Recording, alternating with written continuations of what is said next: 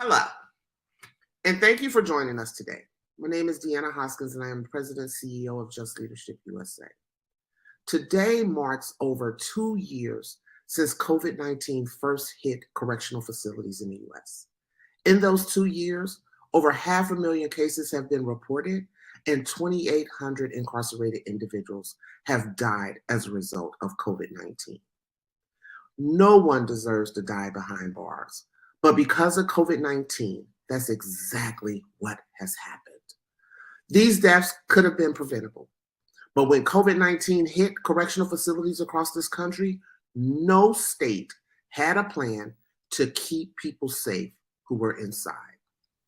Time and time again, we have seen that when disaster strikes, incarcerated people are the last to receive care, despite being the most vulnerable population. The pandemic has actually pulled the curtain away from what we have known for generations, that Black and brown people who disproportionately make up the correctional population are seen as disposable in the United States. 2 years into this pandemic, and there's still no plan. There's still no plan to protect the lives of people from pandemics, hurricanes, extreme heat, and any other natural or human-made disasters. As climate crises rise, we know that people trapped inside correctional facilities and jails will bear the brunt of future crises. That's why the Just Us campaign is still here, calling on lawmakers to uphold their obligation to protect everyone in correctional facilities, from those incarcerated to those employed, from future COVID-19 and other pandemics. Last August, the Correctional Facility Disaster Preparedness Act was reintroduced by Senator Tammy Duckworth and Cory Booker. Informed by the Just Us policy recommendations, this bill will ensure that prison disaster response and recovery plans that are there to protect the health, safety, and civil rights of individuals incarcerated during natural disasters and public health crisis. Right now, there is no federal law in place dictating disaster preparedness protocols in correctional facilities. This leaves nearly 2 million people, disproportionately Black and brown and poor individuals, who are incarcerated, and over 400,000 people who work in correctional facilities at risk for future disasters. Now we are calling on lawmakers to take action and pass this important bill, and we need your help. To take action today, you can visit jlusa.org/justus to join our campaign, or you can text Just Us to 55872 for important updates.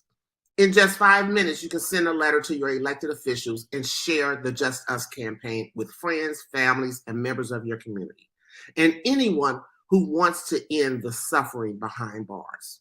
Together, we can help ensure this never happens again. Thank you for joining us and supporting this important campaign, and stay tuned for more important updates on events and ways you can help. The first time I heard the words, "I can't breathe," was not by fellow comrade George Floyd. The dormitory that I am was called a hot zone. Guys were contracting COVID like it was a common flu. They did not have supplies that they needed. They didn't get medical help. There was no social distancing. They're in total violation of all the CDC protocols. They didn't receive any medication. They just put them in a cell and left them there. I have a lot of loved ones that's on the inside that is incarcerated that I speak to day to day, and I hear their pain. Well, after Katrina, when the city flooded, it wasn't no real plan. They just shut us down. They had no plan. They didn't know what to do. I don't think one mistake in your life, or several mistakes for that matter, should make you be dehumanized or treated less than. It was rough. It was rough, and I thank the Creator that I survived it. If you know something is going to happen, you have to do something to prevent it. Proper planning prevent poor performance, so you get what you prepare for. It affects us all if we have our loved ones on the inside sick. It affects us all if our loved ones on the inside is in danger. So it is very important that something is put in place so we can save our people in every way possible. When you don't have anything in place, it's trauma for you. on top of whatever else you're going through. Believe me, I do understand your pain. When you're incarcerated and something like this happens, it feels like you don't matter, like you're not human. They are my family, they are my brothers and sisters, and when they hurt, I hurt. When they hurt, we all hurt. You are loved. You have someone that's out here fighting for you on a daily basis. I'm always thinking about the women. I may not know your faces and I may not know your name, but you're always on my mind. I will amplify their voices. Don't give up. Keep going. You have family, you have friends, you have communities that's dependent on you. We are not the voice for the voiceless, because your voice matters. So whatever you do and the fight that you have, let us know, because we won't stop fighting until you're free.